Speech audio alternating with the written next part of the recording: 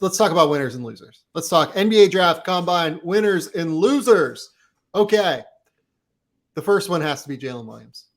Santa Clara's Jalen Williams. 6'6", 7'2" wingspan he came at in terms of the anthro.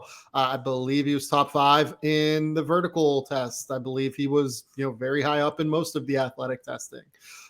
Came in like in terms of standing reach at, I have the number here. It was 8'9.5". That is bigger than Matthew Mayer, who is 6'9". That was bigger than David Roddy. It was bigger than Jabari Walker, who's a power forward. Bigger than Jake LaRavia, like bigger than EJ Liddell. He's a wing that plays as like a 2-guard almost, that has the standing reach of power forward, essentially. On top of that, played exceptionally well in the 5-on-5. This dude is a baller. And it comes at a time where when you talk to NBA executives, they're going back through tape. They're trying to find the guys that are sleepers, trying to find guys they might have missed throughout the course of the season. Man, Jalen Williams keeps coming up. Like even before the combine, like he was the guy for me that kept coming up from NBA scouts saying, oh no, this guy's going to be a first round pick. Trust me. It's why I moved him into the first round, a month and a half ago, it feels like. Because I just had heard from enough teams that were like, okay, Jalen Williams, this guy is going to be a first round pick. Like he's really good. Comes out to the combine, competes. By the way, could have shut it down after the first day. Came back, competed again the second day, blew it up even more. What did you see from Jalen Williams that was so impressive? Well, I think that mentality, first and foremost, is one that we got to really applaud, because in a time when we're talking about agencies controlling this process so much just to make you look good, taking the risk and being rewarded for it is really what it's all about. So hats off to Jalen for that. Really like the way that he plays because of the combination of skills that he has. Last year for 40 minutes, averaged 21, 5, and 5. He's a little bit of a do-it-all type of guy. I think there's some 3-level potential there to his game. Shot nearly 40% from 3. He's a really good passer, particularly with his offhand.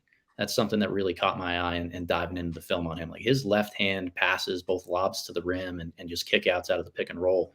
Really interesting. I'm not in love with the defense. I think it's fine. I think he did a better job against guards than he does against bigger wings, which is interesting for a guy of his wingspan. You think maybe you can play smaller and guard up. I think the opposite is best for him, where he almost cross matches on some smaller guys.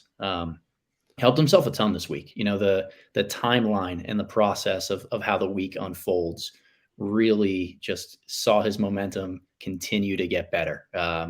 The wingspan and the measurements came out first, and he had the longest wingspan, or I guess the best differentiator between height and wingspan of any guy that was measured this year.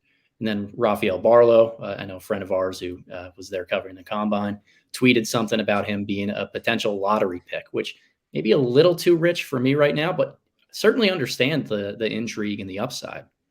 And then he comes out afterwards and plays really well in back-to-back scrimmages. And look, if there's something to take away from the 5v5 section, it's, hey, there's 1 or 2 guys out there that are just too good for this level of competition. Yeah. Those 2 guys turn into first rounders. Last year, that was Bones. This year, it's Jalen. So certainly understand the first round buzz. I was a little later to the party on him, but yeah, first round guy for sure. Yeah, with Jalen, it's interesting. And by the way, Adam, I believe you just released your Jalen Williams scouting video. Was it Sunday or Saturday? Yeah, Sunday. Remember which day. Sunday. So go to the Box and One's YouTube channel. You'll be able to watch probably, I haven't looked at the video yet. I'd imagine it's like 10 minutes. About 14. So we put a little extra juice into this one. Yeah. So go watch that and you'll see everything you need to know in terms of Jalen's game. But, you mentioned that idea of 3-level ability. It's dribble, pass, shoot for me. Like he can really handle the ball. He has real shake. He has a low center of gravity despite having that length, it feels like, which is very like a strange combination kind of. And he uses it really well. He plays with really good bend. He plays with some force. This is a kid that when he committed to Santa Clara was like 6'3", and they recruited him as basically like a lead / combo guard. Mm-hmm. And he grew to 6'6", and now is a 7'2" wingspan and has the size and length of a power forward. Like it's this strange developmental story of a late bloomer that looks poised to continue to develop just because of all of these skills that he developed previously when he was kind of a different player type at the end of the day. So, can now handle the ball at a high level. You mentioned the live dribble passing with his offhand. I mean, he can do it with both hands. He can do it one-handed. He hits those cross corner reads. He hits dump offs. Like, he's a really, really impactful player as a passer. Obviously can handle. I love his shake despite having that low center of gravity. He has like weird. He doesn't play square, but like he has like a very boxy frame kind of. And you don't see guys that have this boxy of a frame that have this much shake off the bounce. It feels pretty rare to me, right? Yeah, but he also knows how to use that frame pretty well. Like he's a big fan out of the pick and roll of hostage dribbles, getting his defender on his back, making the right reads, being patient. Like he knows that with his long arms and pretty good handle of the ball, nobody's coming from behind to poke that thing away from him. So he's very comfortable feeling for contact. He's not as explosive of a finisher in the half court as you might think based on his vertical testing numbers. And he's a decent lob threat and kind of above the rim dunker in the full court. But the combination of length, of playmaking ability, he's got a high feel, and just how he can make shots is intriguing. He's not quite there as an isolation scorer or a one-on-one guy, so I'm not expecting him to come in and really play that primary role in the NBA. But if you're drafting for the upside of somebody turning into that, he has to be mentioned as one of the more intriguing guys outside of the conventional top 10 or 12. Yeah, and look, this is a guy that, I thought I was early to the party on and had him, in the first round a while ago. I was too low.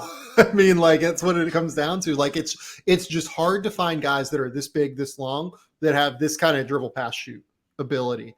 That's at the end of the day what it comes down to. It's just very rare to find these combination of skills in this frame, and all of it translates. All of it's valuable at the NBA level is the critical point of all of this. So I'll be interested to watch Jalen Williams moving forward as we go through this process. I would imagine,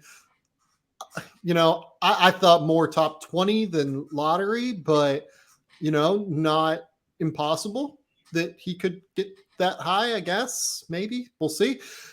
The